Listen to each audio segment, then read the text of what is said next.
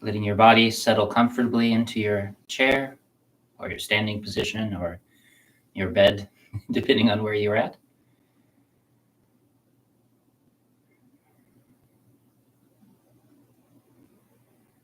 Remember to settle your weight into the front, that space just in front of these bones here.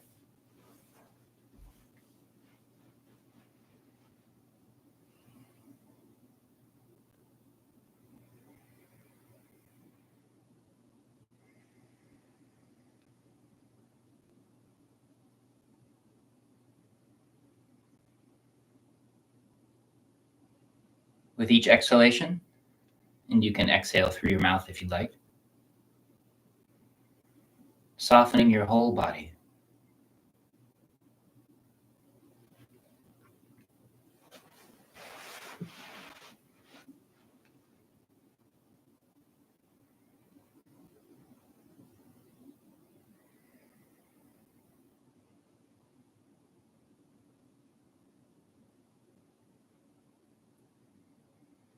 With each inhalation, allowing this sense of stillness to deepen inside you.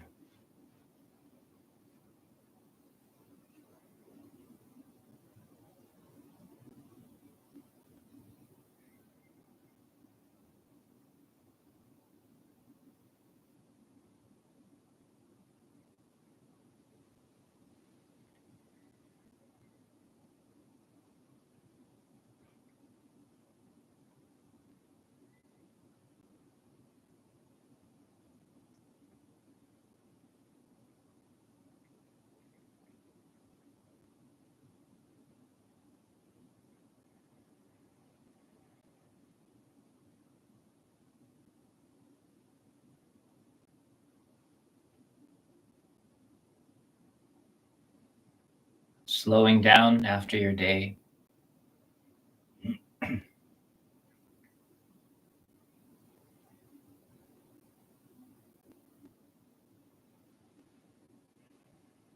For some of you, this is the early morning time, and yet there's already a sense of momentum and pressure behind your feelings and your thoughts.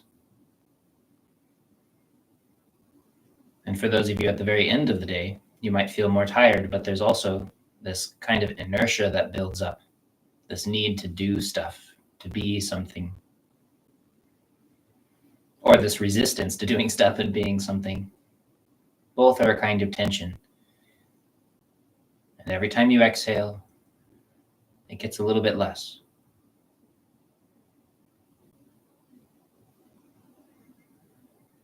Falling into the present moment. You're just being here. That's what stillness looks like.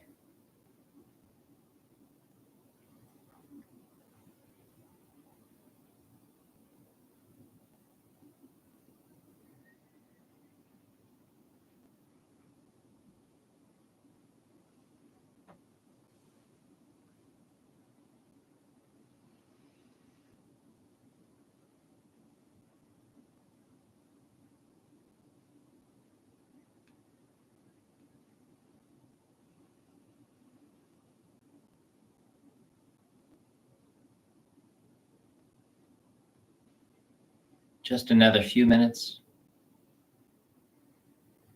letting go and letting go.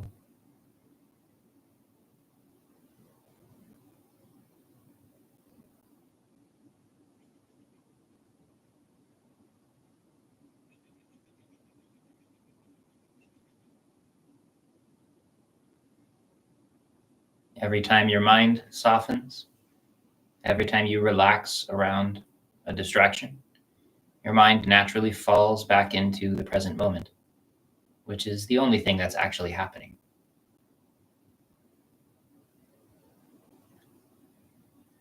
As you soften your body, it falls into the appropriate shape.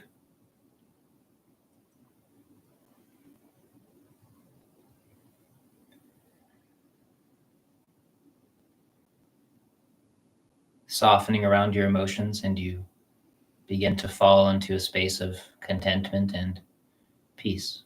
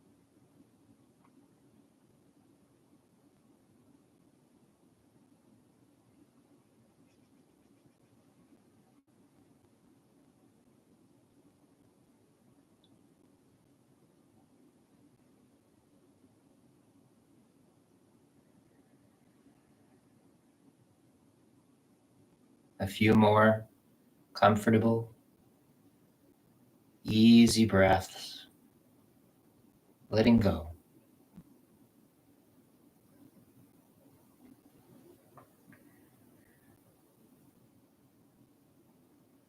If this is feeling like particularly good medicine for you, then simply stay here for a while, settling and settling.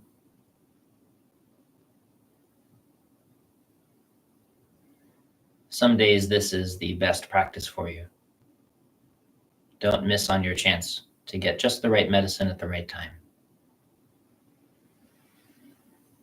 And whenever you feel ready, warming up your hands, getting them soft and alive.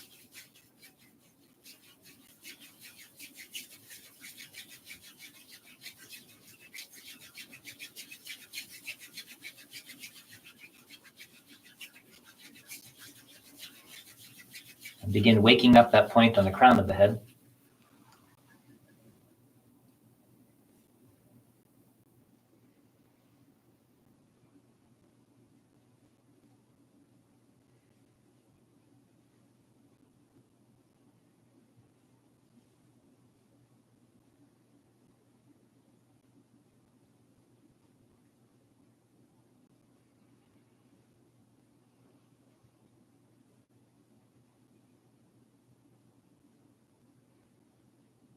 Keeping your shoulders soft, the pressure against your head light so that it's just the space between the skin and the bone moving. You're not pushing on your skull and trying to force your neck to tighten.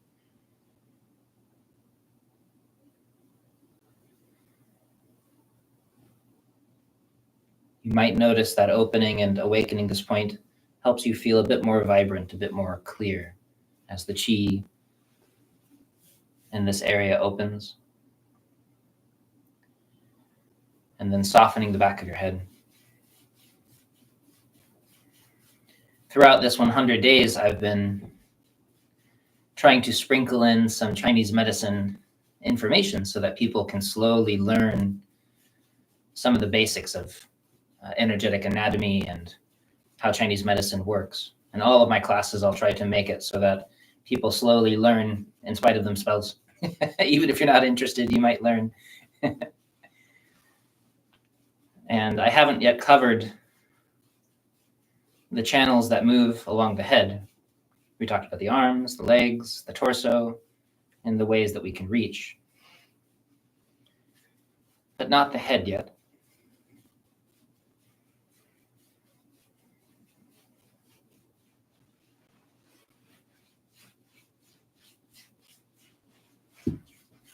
One line to be aware of is this line that travels concurrently with the spine. It's not the same thing as the spine, but it travels along the spine to this point on the top of the head and along the front of the face part of the way, along the midline. It's the easiest one to remember. And this is that governing vessel, the dumai, that we talked about in other places lower in the body.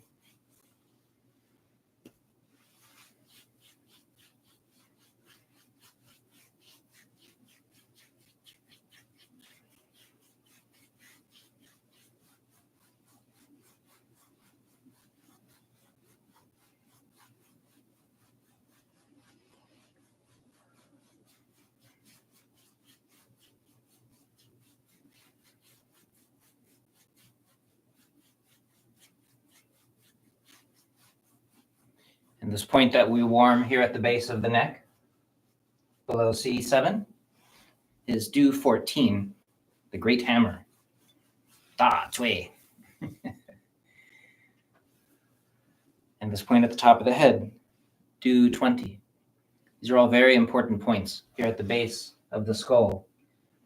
And if you can have a sense that this particular vessel moves along the spine toward the tip of the tailbone, then that will help you to get a clearer picture of this particular aspect of the channel system.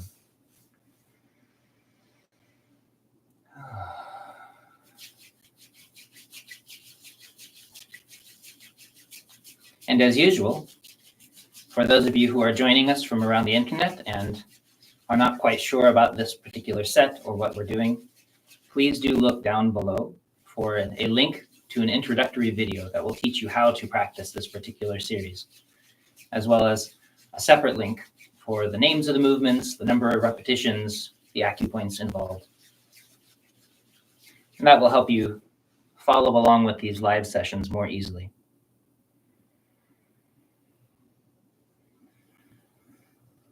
You can also find the full storehouse of these videos over on the Patreon, and you can watch them from 1 to 100. We'll actually have more than 100 videos in the end.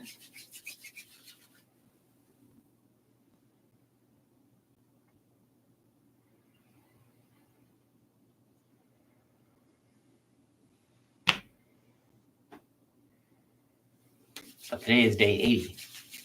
Day 81. 81? That's wow. Right, I think. Yeah. 81. Very good Daoist number. Is it? Oh, 9 times 9. 9 times 9. There's a joke that if you ask a very ancient Daoist how old they are, no matter how old they are, they'll always say they're 81. Which just is to say, very old. I don't know if Stop counting past a certain that's point. right.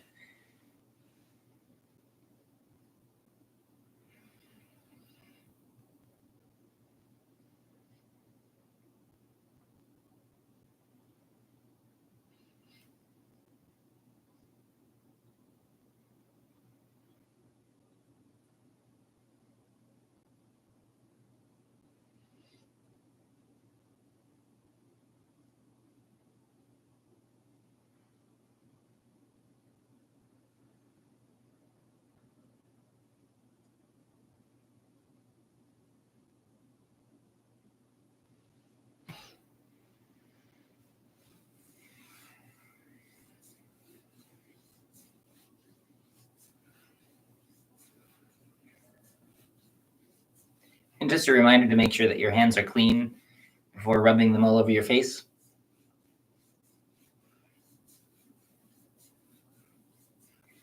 Your skin will thank you.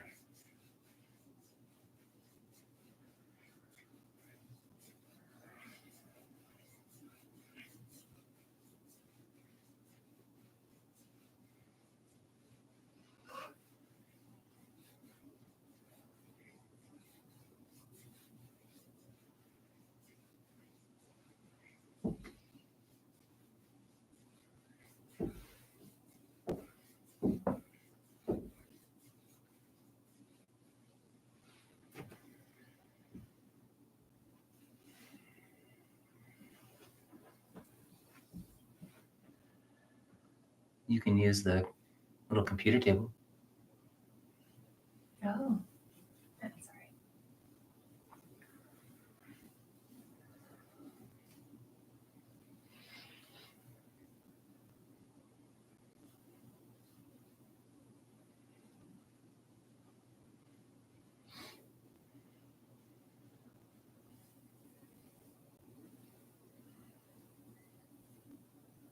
Warming that space between the skin and the bone around the orbit of the eye.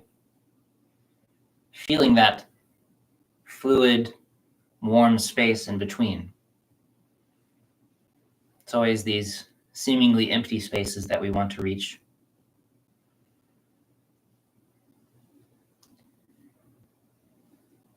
Allowing your awareness to soak into them, feeling that space.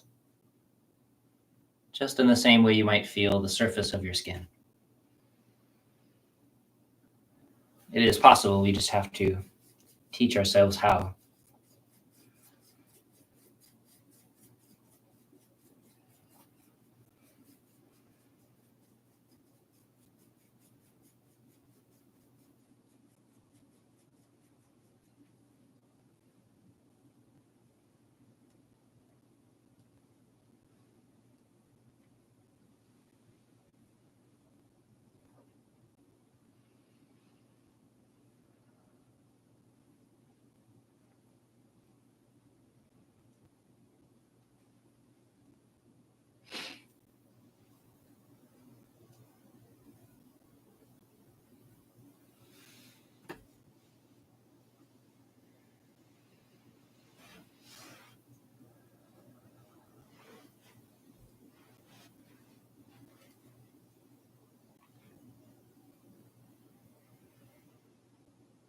taking your time to soften, let go.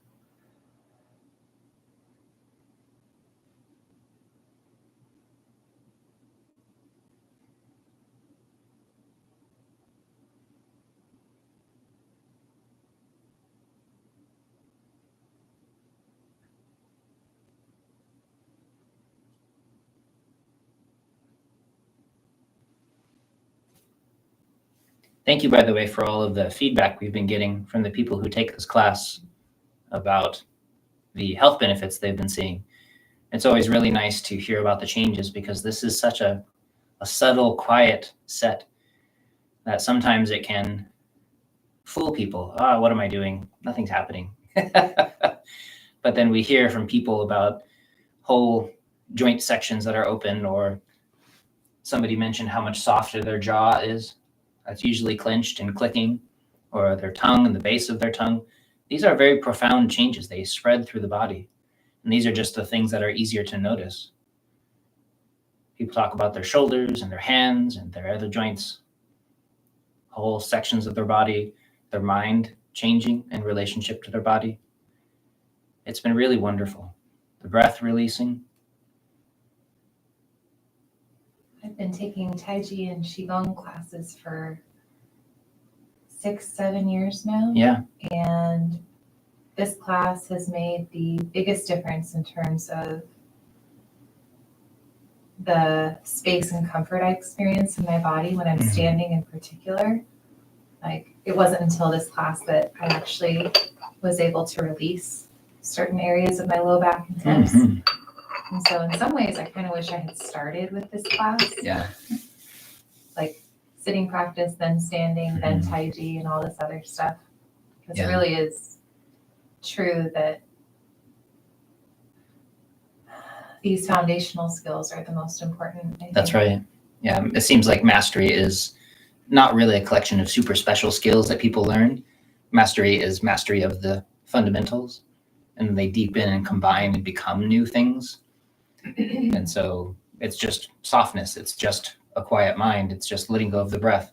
And then these turn into special things, seemingly. Yeah. It's really true. Yeah. So thank you for sharing. Yeah. And I keep getting feedback like that.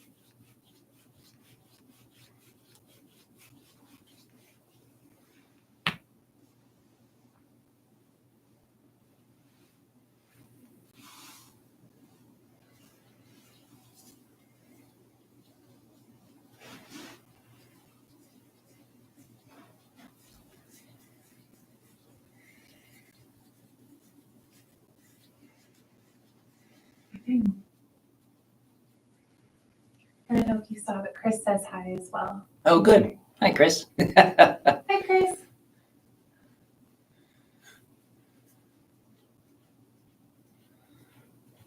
You always talk when I can't hear you. I because know. my ears- I just realized that.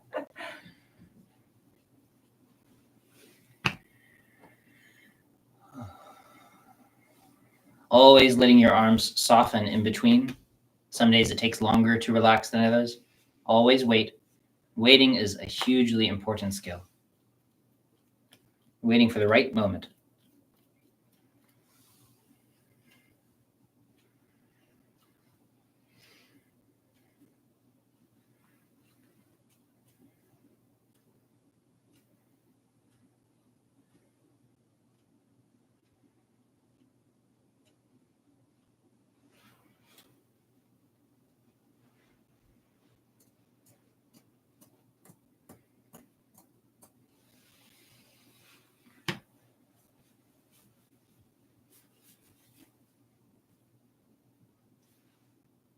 So as we move across the face here, again, I'd like to remind you and point out this dew channel that descends down, the space between the eyebrows, even here at the top of the lip below the nose. This whole line is this dew channel that moves and follows along the spine to the tip of the tailbone.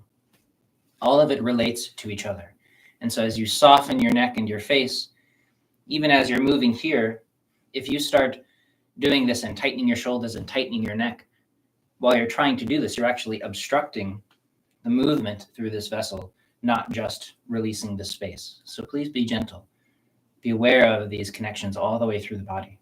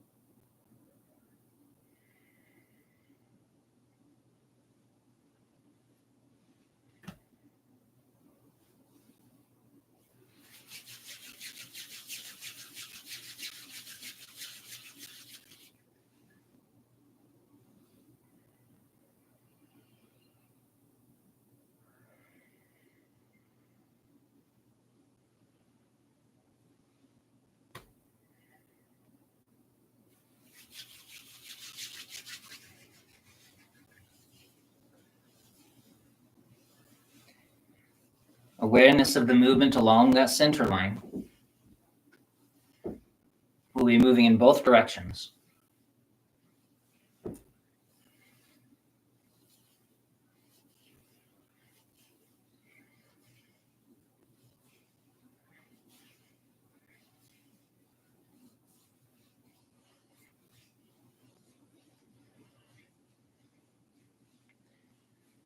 Feeling into that space just beneath the surface of the skin.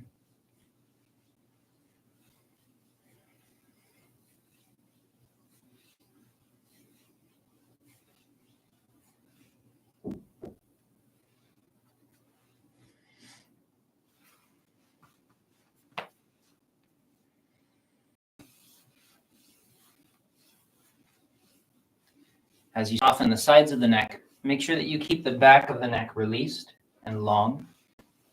Long because you are softening it so that it is allowed to release upward, not long because you're pushing your head back. That actually introduces tension right in the place you're trying to release it. Keep letting go.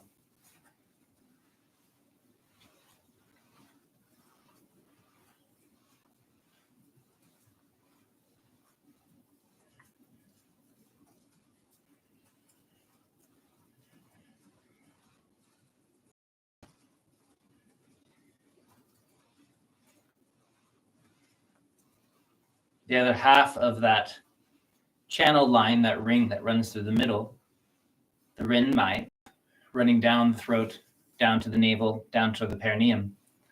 So as you soften, And release all through this line. Relax the base of your tongue. Relax the center of your throat. Soften your chest. Soften your belly.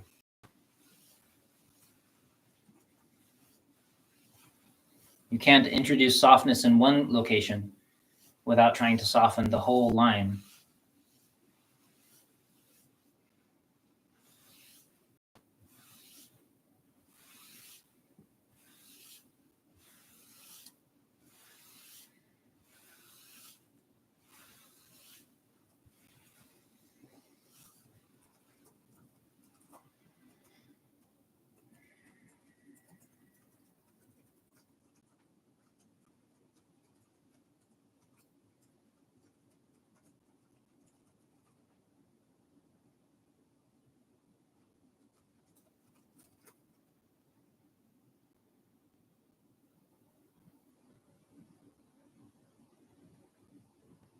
Always taking extra time after working on the head and face and neck to settle and sink, to make sure that the qi does not stay trapped up in the head.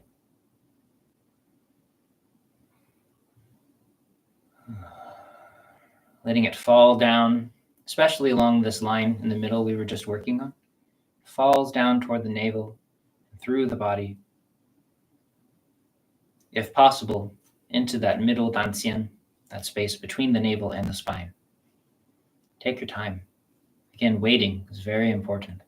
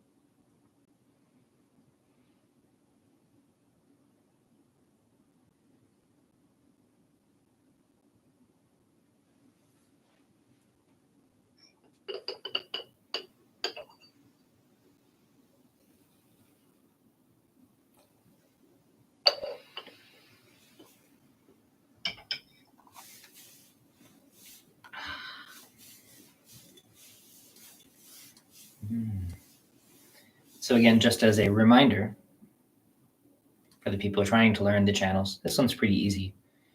Just up the midline, this center line of the body. What is this, the sagittal plane, I think? I never get those straight. The orbital gumball. The orbital gumball, that is what Melanie calls my head. The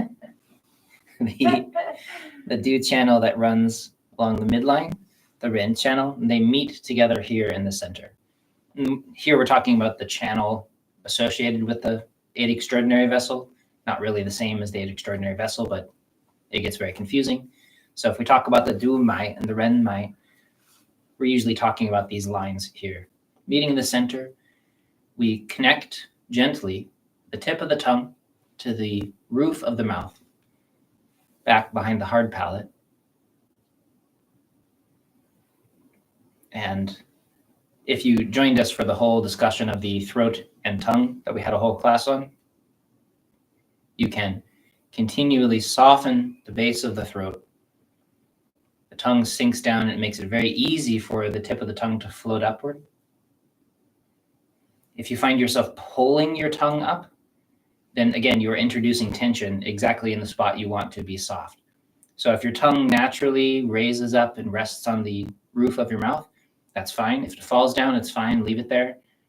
Eventually, as things release through here, your tongue reshapes and makes this connection more easily. It's not that important at this stage.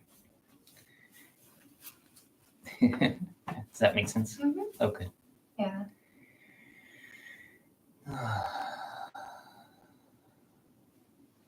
Releasing opening the shoulder. Avoid adding tension as you try to relax. Trying to relax is getting in its own way. That's the softening harder joke.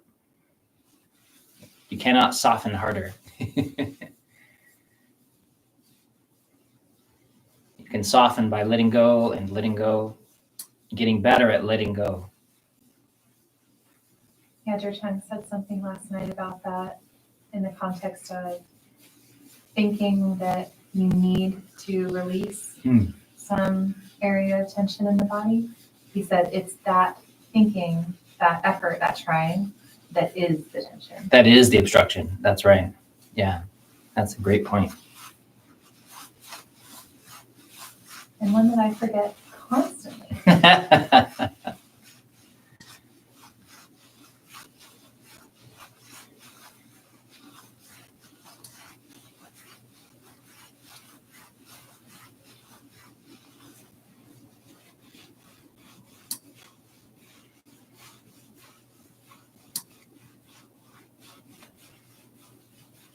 Remember that if this is difficult for your shoulder to continue, you can use your other arm to pull up.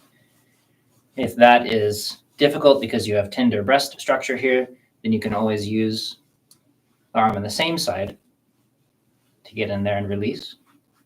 But please be careful not to cause more tension as you try to soften. If your body is shaped differently than mine, then you simply have to find a different way than I'm using. And if you're not sure how, then please do feel free to reach out. I'm happy to make some suggestions.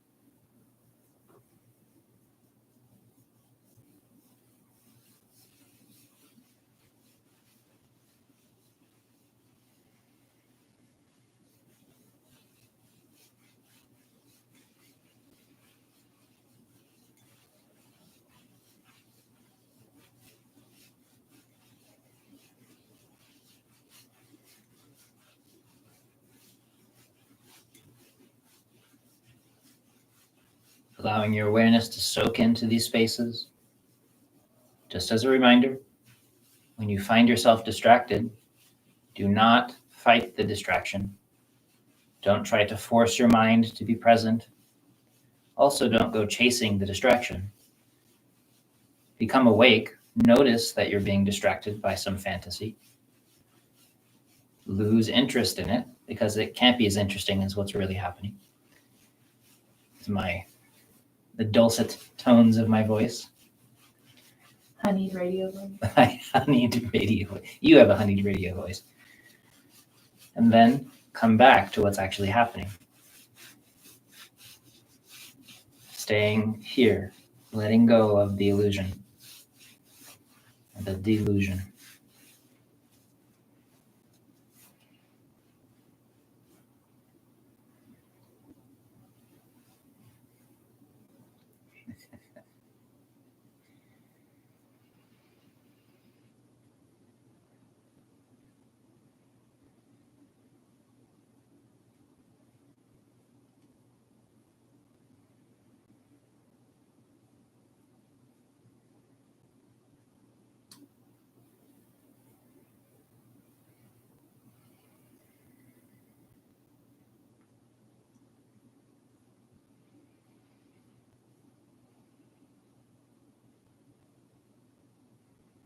Letting your awareness soak into that space.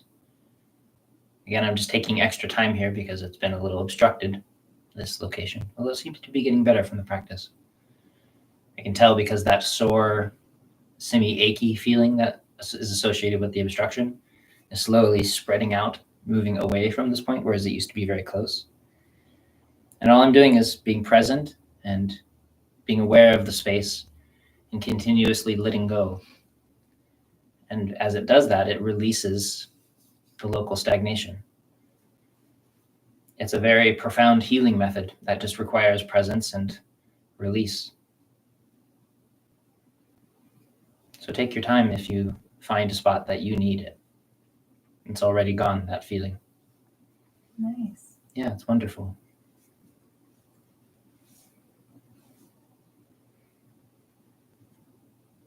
And this is just on this particular level. Remember, don't let yourself get distracted by trying to work on your bones or necessarily focus on a tight muscle. That isn't the emphasis of this practice. It's that layer between the muscle or the bone and the skin, this spreading, quiet membrane space through the body. Not that there's anything wrong with letting your awareness rest in those other places.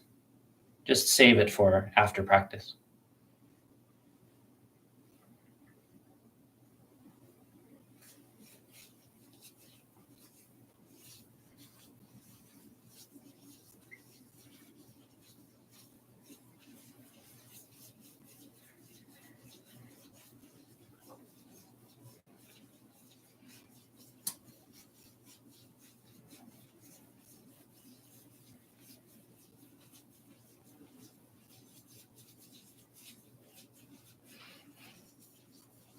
Since we are focusing today on this aspect of the Du channel, Du Mai that runs through here, and the Ren Mai that runs through here, the Ren vessel is usually opened with a point just in here. So part of this release that we have going on toward the thumb includes that point just above that bump of the wrist here, styloid process. Very stylish process. Oh. I don't know why styloid. I think styloid refers to like a kind of calligraphy pen, so I don't know why that name here. Huh, that's interesting. Maybe is that an area that engages with the pen? Could be, yeah, maybe it's reference to that. And then more importantly for today, as we stimulate this large intestine 4 point, secondarily, we usually work on this small intestine 3 point here, whole sheet, this point here below the little finger knuckle, a little space there just at the edge, right in the center. And as you circle today, emphasize that point a little bit with your awareness. And this is the point that is often used to help open that Du vessel that runs concurrent with the spine.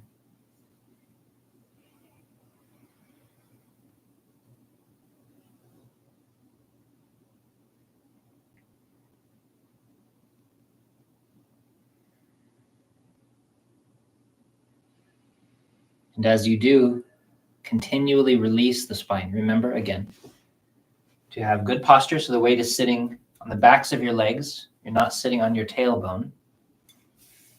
Don't do it. And then when your weight is here, now your tailbone, if you're sitting in a good chair, your tailbone is free and your spine is long. And if your head is released upward, that decompresses your spine. As you soften your lower back and release all of the contraction around the back, it's allowed to spread and open, and you start to get taller because you're releasing, not because you push up. Don't push. So as you emphasize this point, allow it to help draw your awareness into this appropriate, correct posture. Posture through letting go and lengthening,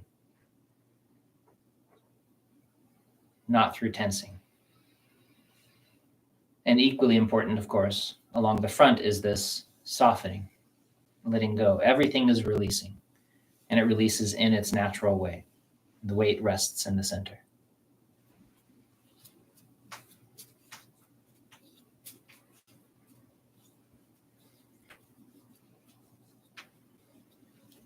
As soon as you can, you want to take the time to develop this ability to sit, where the more you soften, the more you are held up in the appropriate posture. It's an important basic step in order to cultivate the ability to do these practices with no effort, with no obstruction. And of course, the more hampered your body is with old injuries or illness, these kinds of things, then of course it will take a little bit longer. But for the average, mostly healthy person, they should be able to fairly quickly be able to decompress their body and allow this quality of release upward, freedom through the spine, softness in the body. And the more you soften down to the chair, the more you are supported by this feeling of release upward. Because of how much time we spend sitting in our lives these days, this is a pretty important skill, I think. Yes. Not just for cultivation, but for work and eating and everything else that we do.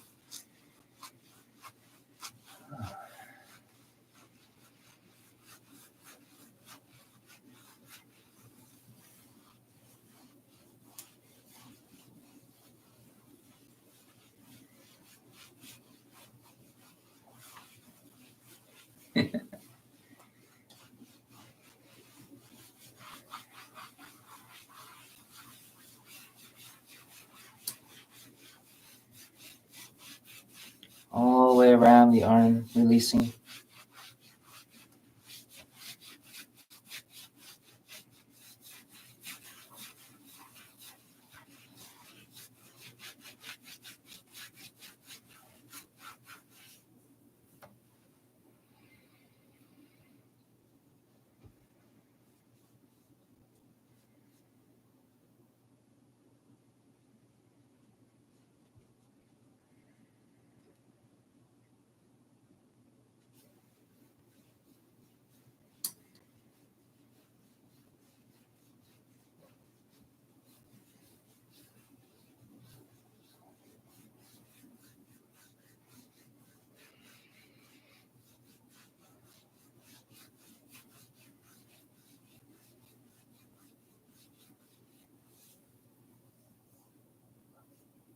Remember all 3 points here. The crook of the elbow, a couple inches below that, an inch or so below that. Body inches, not necessarily the American inch. Swung.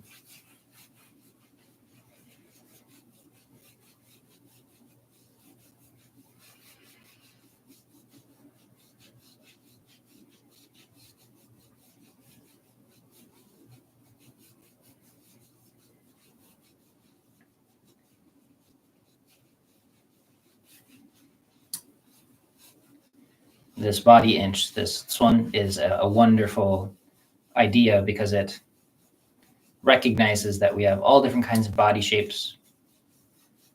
Very, very tall and long people, short people, people that are mixtures of those things.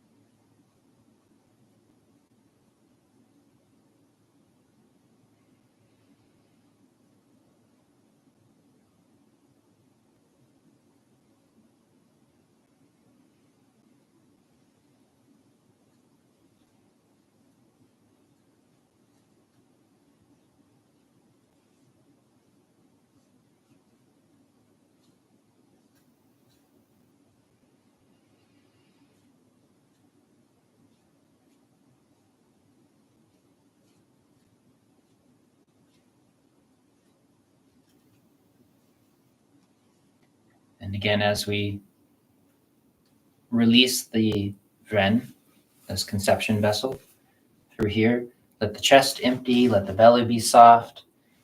The back is long and open, which allows this to hang and be free, the throat to be soft. And so as you stimulate this lung 7 point here, all the way up to the thumb,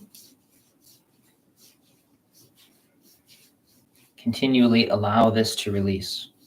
It's very easy to do this kind of movement and to start to puff up your chest or to tighten your belly or something. Instead, we let it all go.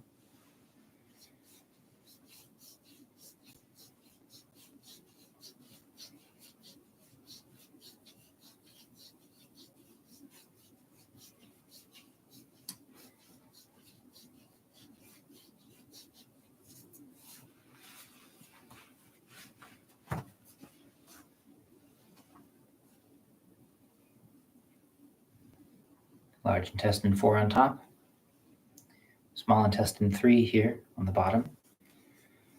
As you release that, emphasize this softening and opening of the spine. Remember, that's not the same thing as lifting. You're not trying to lift your back. You're letting go of your back. And because it elongates and spreads, and because you're sitting on a stool, overall the movement seems to go up. But that's because all the spaces are opening from in between each other. Everything is opening in every direction, not up. Don't push up. Just let go, and then releasing along the front at the same time.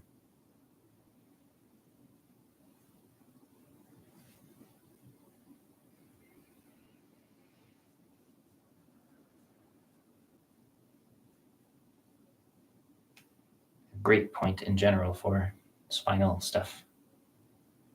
I like it.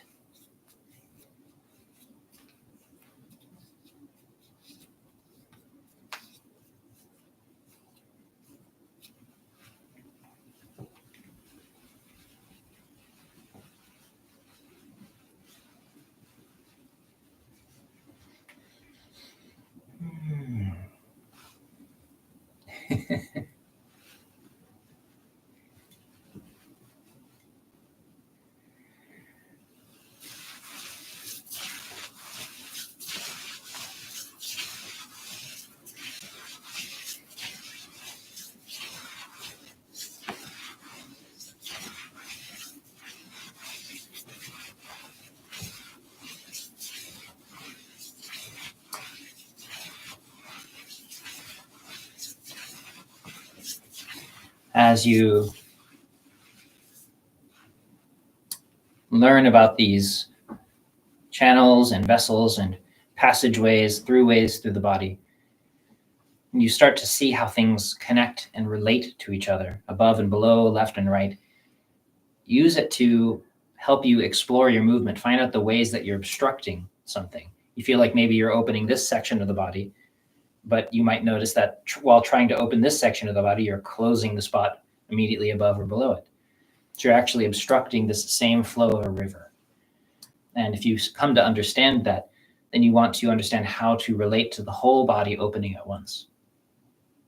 So if we notice, for example, that by releasing the chest, we experience gripping in the low back, and vice versa. If I release my low back, I experience tension holding in my chest. What would you recommend? Like what does that say about that particular holding pattern? Well, this is in one aspect of the body, this is biomechanically the same holding pattern. Maybe I put my hands like this. You can see as my back going up, my chest goes up. In a way, my sternum and my Mingmen are directly related, just in this one aspect of movement that goes through the body. And so if I'm habitually gripping and protecting this line for whatever reason, this mechanical tendency, I can't just grip it in my lower back. I'm gripping it throughout my whole body, this one pattern of gripping. And so if I try to soften here and it pushes into that pattern down here, then it starts to grip and protect that old pattern. And if I start to release here, it starts to pull and grip up here because it's protecting that same pattern. And then we have to discover what's a pattern coming from. You don't have to dig into it. It could be because of whatever old tendency. I was raised in a very military household as well. And so this is sitting up straight. And so I remember a time where I had to directly deal with some old feelings that came up about letting all of this go. Because now I'm slouching. I'm no longer sitting up straight. And I had all of this ingrained old emotional patterning around the need to sit like this. And so as I softened that, I actually had to deal with this old imbalance, a bubble of emotional tension for me. It could also be physical tension. Maybe there's an injury here and you're trying to protect that injury, an old strain, or just exhaustion. And so this area feels weak unless it's contracted and protecting itself all the time. And so as you soften here, the body goes, oh, too far. And so it could be a lot of those things. But just that one relationship between the front and the back. And we could talk about this being this Ren and this Du connection. That this and this are mirror opposites of each other in a way. And so if you soften one side, you have to soften the other at the same time. So it's a really good example. And that's one example of above and below, front and back. We also have them on left and right. And so as we find these patterns that travel through the body, we can use this channel system to start to understand why it's like that. And it's very, very helpful because I've had exercise physiologists and physicians and other people talk to me and they're confused about why these things are happening with their patients. And I say, oh, it's obvious. Chinese medicine described that thousands of years ago. Here's why. Here's how we treat it. And then that person gets better. And, they choose to understand it or not. But it's a new way or an old way. It's an old way of seeing how these things function. And so expanding our awareness of our body-mind functioning to include this system can be really, really helpful. Yeah, and just in case it's helpful for anyone who can relate to that example, I found that placing my hands on my chest and my low back at the same time can bring awareness to both places simultaneously, which kind of helps dissolve that particular pattern. Mm-hmm. That's cool. Just in case it's helpful, and that applies to every area where you're experiencing tension. Just if there's a pattern, I've noticed placing my hands on all of the areas of tension within that pattern can help to the extent possible. Because that's where you'll have hands. What if the pattern is in one of my hands? Yeah. All right. I asked ZhiCheng last night because we were talking about this. How do you bring your awareness to all areas of tension in the body at the same time? Because we were going through this process of putting our hands on each one individually. And he said, with the feather of your mind. The feather of your mind. That's that very light touch that we're working on. Don't grip your mind. Be very gentle, peaceful, quiet. The second we try to push with our mind, that is tension, and we actually make the problem worse. It's a really good point. There's even some fun old standing postures that do this as a way to find that connection. Oh, yeah. Yeah, things like that really help. Very useful. Oh, these systems, people put a lot of thought into them. We get to inherit them and copy them. It's really nice. Yeah, that's true. So let's do closing.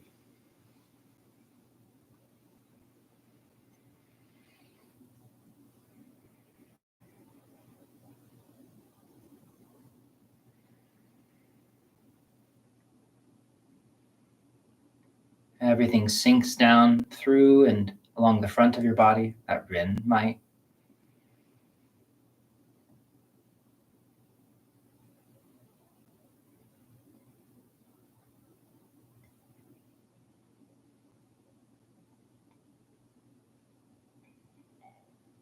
Waiting for that sense of settling and quietude.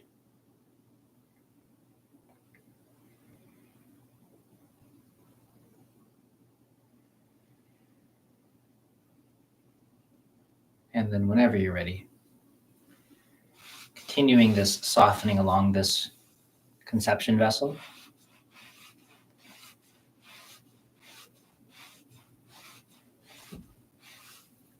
As well as the solar plexus along that same conception vessel.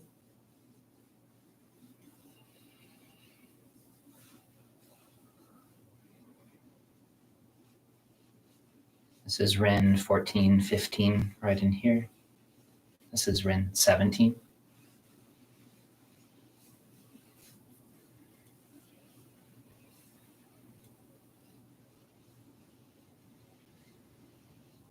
The more you are able to soften the spine in the back, the more this is able to release. One side helps the other. And then Ren 12, below that.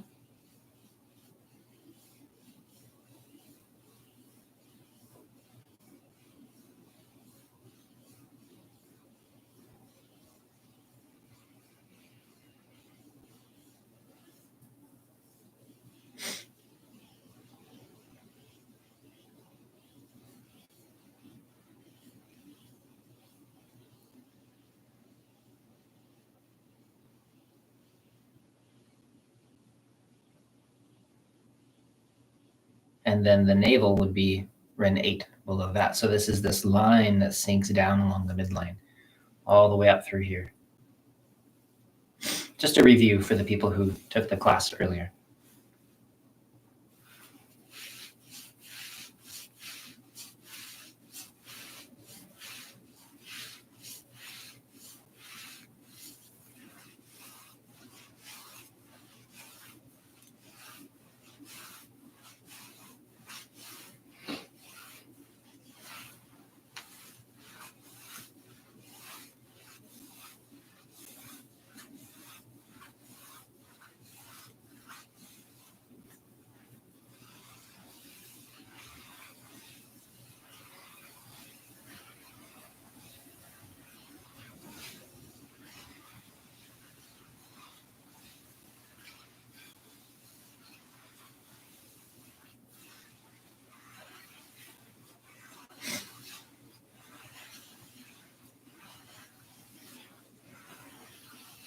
Sinking down the front line.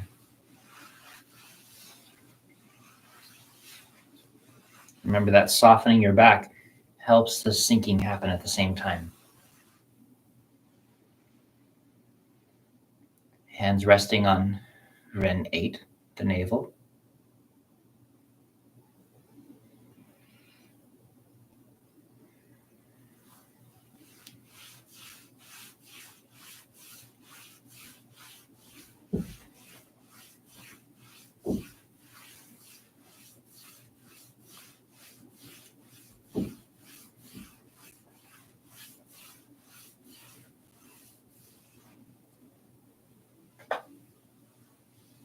Thank you. Do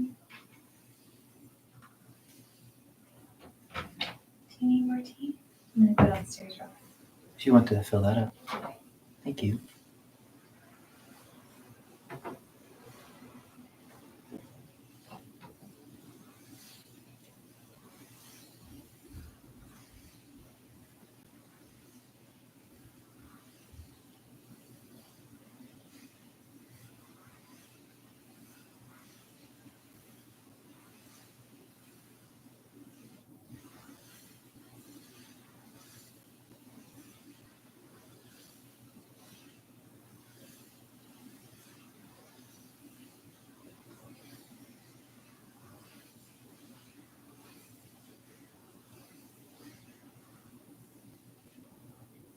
Again, take your time in this soft, quiet position, letting your awareness soak in. This is one of the most important practices that we can engage in. Take your time to let your mind become quiet, your breath to become easy, your whole body to soften.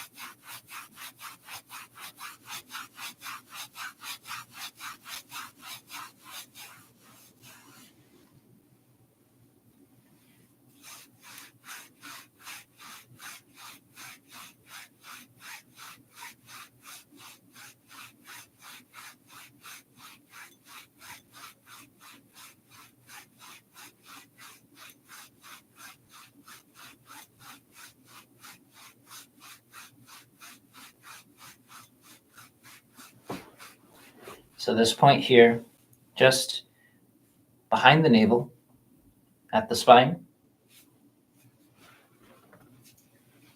This is a point in acupuncture we refer to as Mingmen, although the energy of this point is throughout the back. And this is running along the Du channel, Du 4. So as we warm the spine, moving over that point, allow your awareness again to soak into the spine, feeling that space.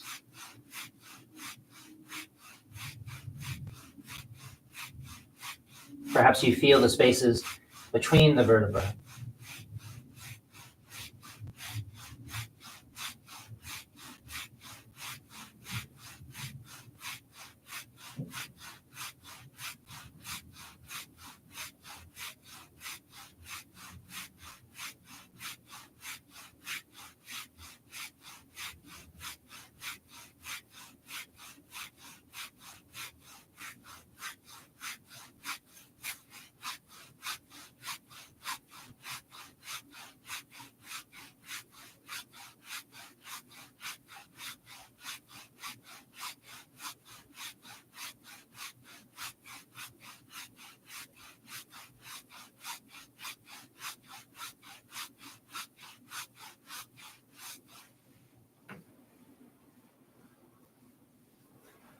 Similarly, that line along the tailbone that reaches to the tip of the tailbone here, you want to warm and release that. And this again is also that same Du vessel that we're talking about, Du Mai.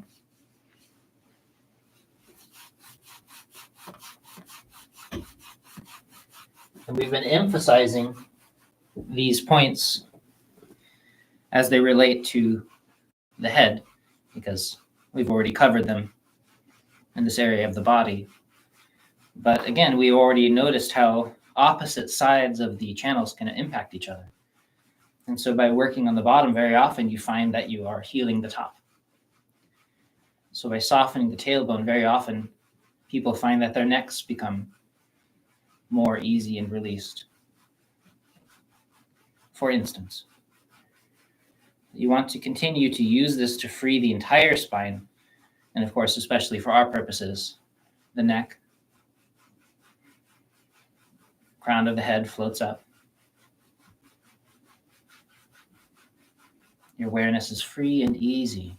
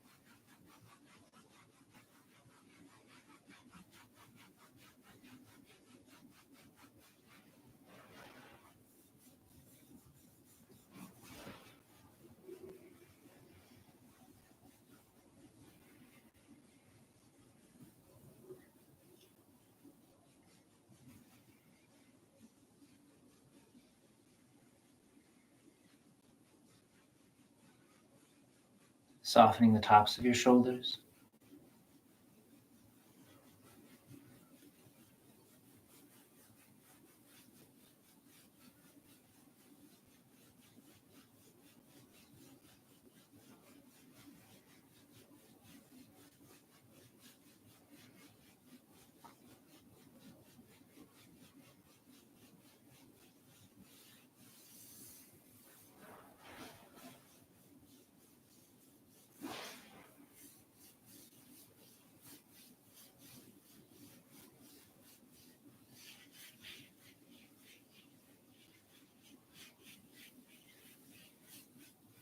Find which technique, which part of the hand helps you to soften that point the best today. Every day is going to be a bit different. For me, it seems to be the heel of the hand today in this particular location.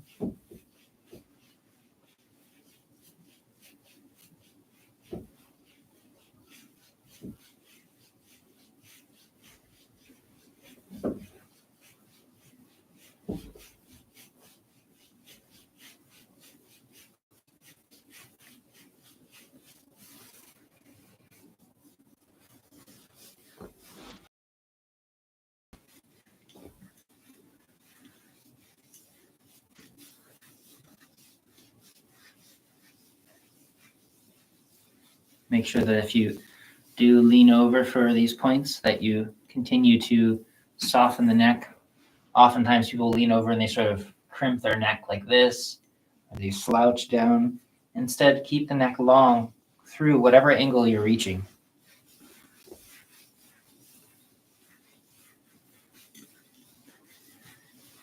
With practice, even as you're leaning over, this softening and lengthening quality, this expansive quality through the back, can actually support you. It holds you up even at an angle so that you don't have to grip your back. And the biggest trick to that is softening enough to trust that you won't just fall down. Mm-hmm.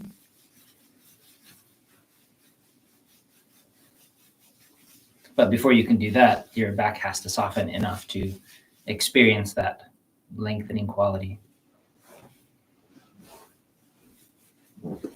So I'll demonstrate softening through. I let my neck stay long. My throat is soft. My chest is still released. I'm not lifting my chest up to hold it. Continuing this process, folding at the hips, this gentle stretching through here and opening. And you let the weight fall through. Same spot. Don't hold on.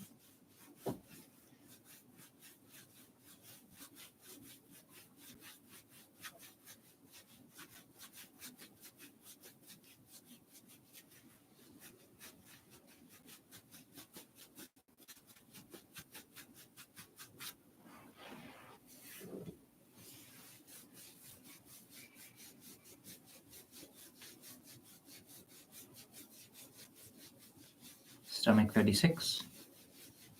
Zu San Li.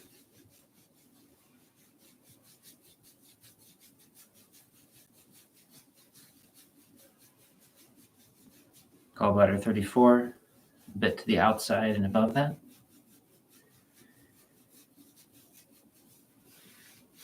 Again, all of these points are listed. If you go down below, it's next to the introductory video. There's a link to all of the names of these points, channels, to make it easier for you to find them and do a little research if you're not sure how to locate them. Lots and lots of videos teaching it. Something about acupuncture students make them want to video broadcast their entire learning process, which is really good for us.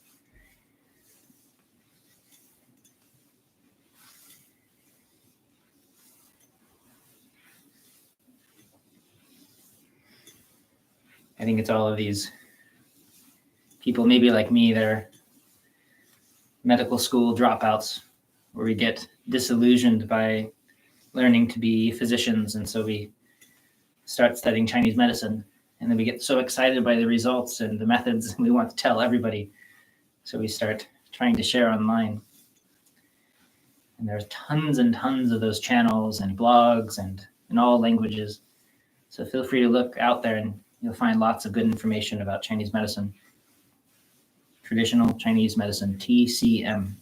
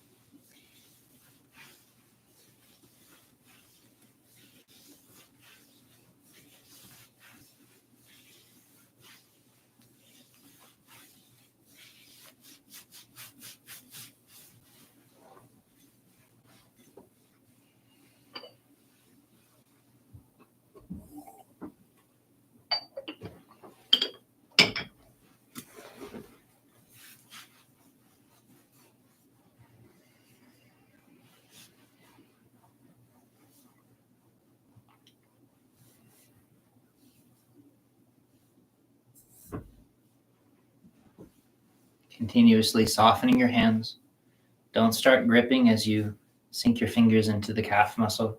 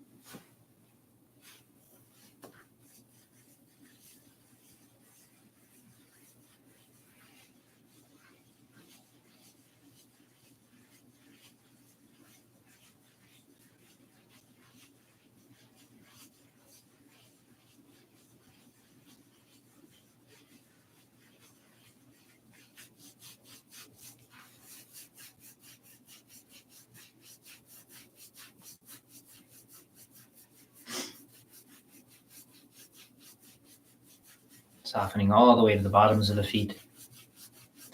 There's a couple other points on either side of the ankle related to this Du and Ren vessels, but less important than the ones on the hands. The most important for them in terms of this practice is that as you lean forward, don't round out, don't crouch your body, don't collapse your chest. Continue to soften your neck long. Continue to allow your shoulders to spread open, your arms to be soft, your breath to be easy.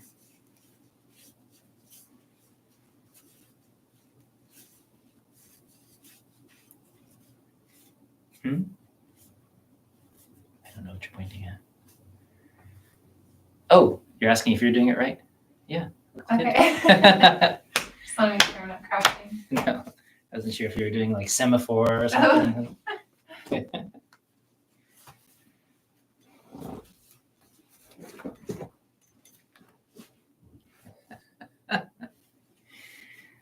work on your ASL. I do.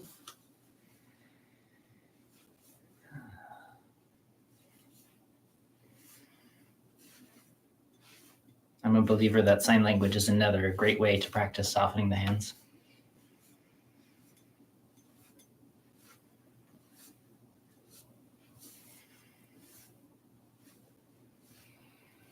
When you study sign language, there's people that have various accents in their gestures and the way they shape words. And the people that seem to be like the most respected teachers and the people that I find online to learn from, they're so soft in their gestures, and they're not, stiff and like things like that. Yeah. It's very interesting.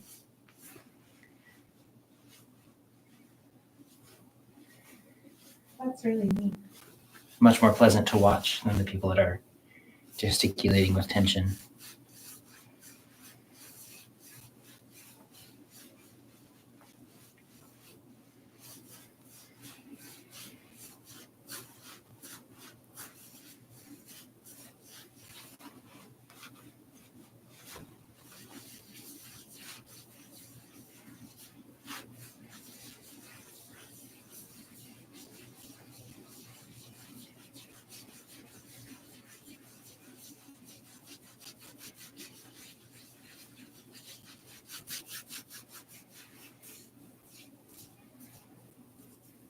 Continuing to soften your spine, your hips, front of your body, releasing your neck, releasing your throat.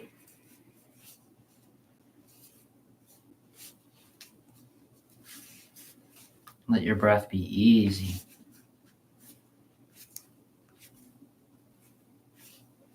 And especially if you're going to be doing the next series with us, where we spend lots of time doing standing posture, please do make sure that you spend time spreading open your feet. Get life and movement through here so that it's easier for you. All of this will spread and open and change shape through standing. And if it's hard and stiff when you do that, it's uncomfortable. But if you make your feet pliant through warmth and this regular application of touch, then things transform much more easily.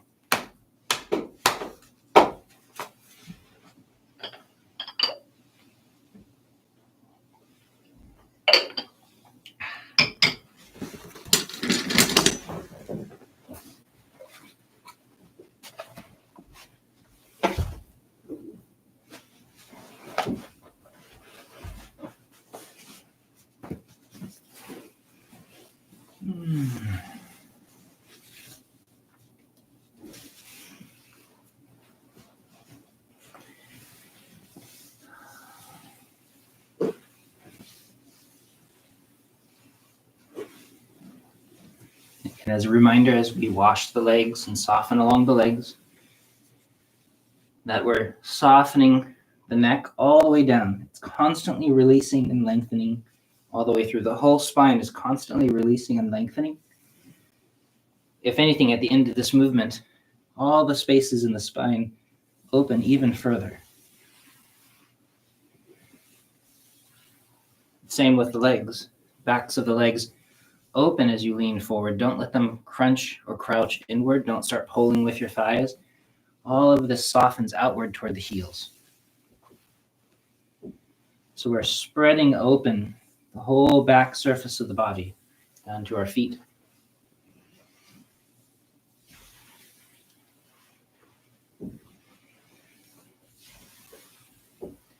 But also, if you listen to my voice doesn't get compressed. I'm not collapsing and pushing on my chest or my belly. Instead, I'm allowing everything to lengthen and soften. My chest, my shoulders are easy. Don't start to hold your body. Softening long.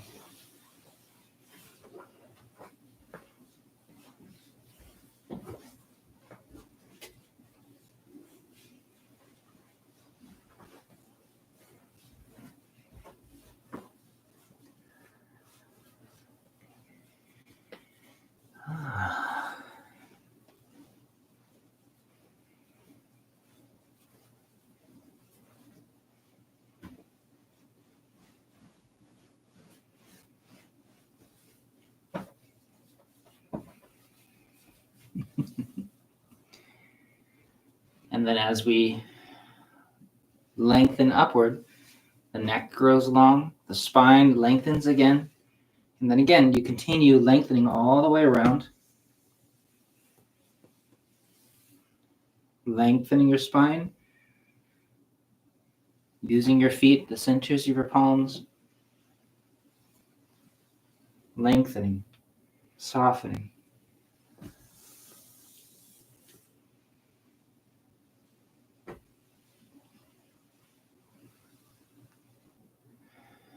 Folding from the hips. You're not trying to round the back or compress the chest. Keep your thighs soft. Only as far as feels comfortable. One more time. Softening, letting everything fall and lengthen so there's no pressure.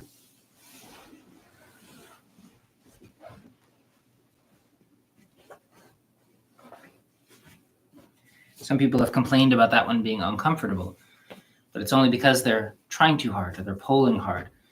If they made the movement as small and as easy as needed, then slowly their body would open to it.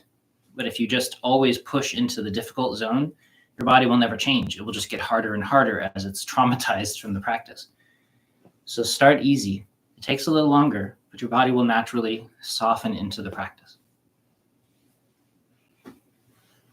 Don't let your ego get in the way. Do you want this chair? Oh, no, that's okay. Okay. You notice it matches my outfit? It does. Do you think it's worth mentioning that metaphor Georgiana shared with us last night about what was it, a sci-fi story where the people were hypnotized such that they couldn't see the west side of the mountain? I'll mention it in a few minutes. Just if you think it's helpful. It is helpful.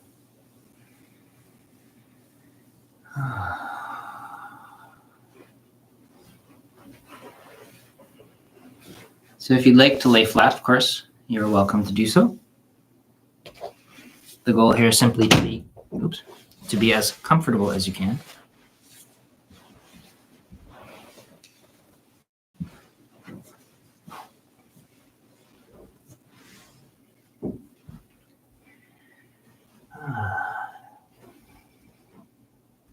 Letting your whole body fall and release to the ground. Remember that you can prop your body with as many pillows or blankets as you need. You can make yourself a nice nest if that helps you soften.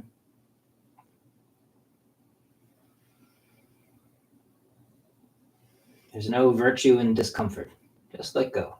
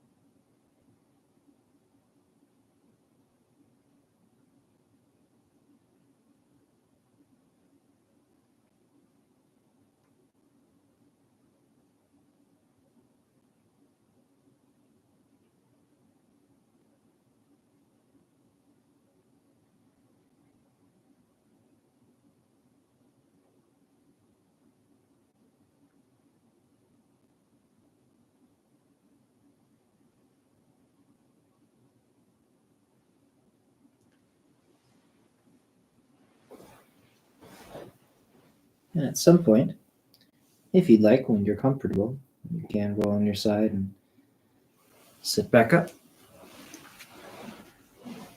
But just as with any of the practices, if you're feeling especially good laying down, then just keep at it.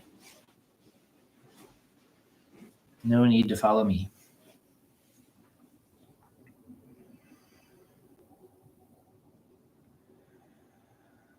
Letting your whole body soften through. Letting your awareness accumulate in the middle dantian. And then allow that quality of your awareness to spread out through your body. So you're feeling and aware of your whole body, especially that layer that we've been opening during this practice.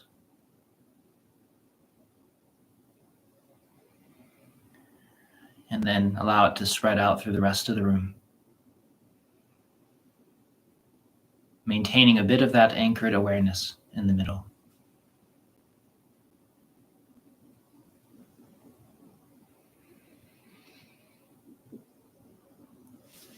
Thank you, everybody. If you have any questions, feel free to ask. Do you want to tell them the story that you were bringing up? I think you'd probably do a better job. Okay. ZhiCheng Shifu was teaching a class on the foundations last night. And by the way, for anybody interested in studying with him, his links are always down below. You can always take his classes as well, or you can fly to Washington if you're far away and come here and study with him. Very worthwhile. And he was talking about a story that he'd read as a kid. And it's a common enough trope in fantasy and sci-fi stories about a town where people have been hypnotized or somehow magicked or made unable to think of possibilities that are not in their world. So for this town he was describing, they could not imagine west. Was it west? It was the west side of the mountain. They That's had no right. knowledge of, like, the mountain itself was popular, That's right. but they had no knowledge of the west side of it. The concept of something being to the west of it didn't exist for them. And you'll find it in a lot of other stories. When I was growing up, the movie was Pleasantville. Did you ever watch that? Oh, no. It's a fictional world. These people are sucked into the television, and it's this small black and white world that they are grown into. And the concept of outside that town doesn't exist. If you ask what's outside of Pleasantville, people look at you blankly, but the idea has no meaning. In the same way that if you went all the way to the North Pole and said, what's north of here? The idea has no meaning. There is no more north of here. This is north. And so we tend to live in that kind of world within ourselves. There are all kinds of possibilities that we simply limit ourselves or wall ourselves away from. And as we practice, if you try to keep your practice in the realm of what you know, then you only ever get to what you know. And the best way through and around that is to practice without trying to grip things with your mind. You make space for new possibilities through this practice of letting go, being quiet, being present, because that space itself isn't trying to know anything. It has none of that mental tension that thinks it understands the world. Instead, you simply make this space for something that you don't know, something that is unknown. And then new possibilities arise. And if you harden yourself against certain possibilities, this can't be, or this, you have a wall for that, then you can never find your way past that wall. And so again, the best way to do that isn't to try to go seek new information necessarily, but to first make space for new possibilities. And that space always looks like this softness and this letting go, whether it's new possibilities in the body, like movement that's happening inside the body, not just around the body. That's a possibility that we have to soften and make room for. New possibilities of the mind, any kind of concept or process that we are disallowing, we make space for it by letting go of what we think we know. And that is a very healing way to live, I think. Yeah. You think that covered it? I think so. Yeah, the practical example that came to my mind was an experience I had once during a similar sitting practice with ZhiCheng. I think we were doing self-massage or something similar. And at the end of it, I stood up and I started walking in a way that I'd never experienced before. I was walking through letting go of my hips rather than tensing the hips. And it only lasted for a few seconds because I was so taken by it, I think, that my mind wanted to get involved. My mind wanted to analyze what was happening. And as soon as it did, of course, I lost it. Yeah. But for me, that was the west side of the mountain, so to speak. Being able to walk in that way, which is what we're learning how to do everything through this process of letting go, is something that I think we've been habituated against recognizing or realizing. And like you're saying, that's not something we can attain through a doing because we don't have access to it. And it's strictly through a don'ting that we start to find that teaching that can only be caught rather than taught. And anyway, I just thought that story he shared was such a perfect example. It's a great one. Yeah, it's very helpful. And that's a lot of the reason that we will talk about various possibilities of ideas in all of these millions of classes that we do, because oftentimes these are things that they feel impossible when you hear about them. There's still lots of things that ZhiCheng talks about to me that just feel impossible. Like I have no space inside me that has any experience with them. And for him, they're obvious everyday things. But part of the reason he'll introduce these things so early, way before I can learn them, or most of us can learn them, is because it's that first person saying, what's on the west side of the mountain? Or in the movie that I was talking about, what's outside of Pleasantville? And that plants a seed. You don't have an answer. And if you tried to get an answer, it would just confuse you more because you'd be trying the same channels to get the answer. you'd be driving a circle in this town. You have to let go of what you think you know in order to find a possibility for learning this new thing. But the very first seed usually is someone saying, what about this? What about the possibility that all movement can come from letting go instead of gripping?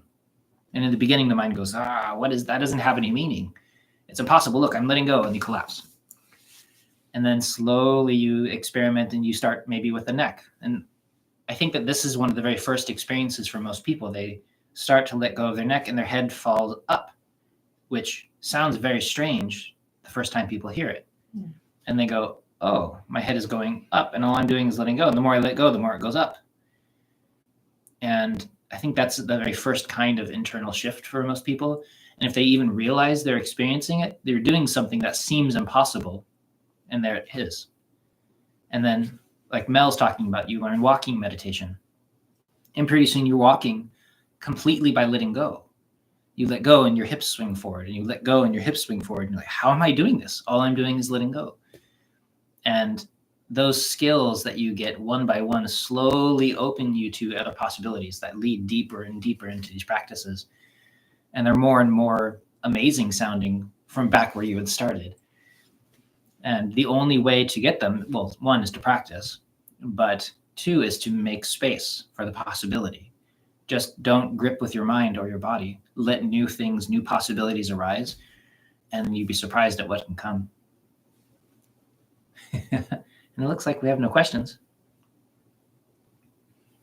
Thank you, everybody. Enjoy your practice.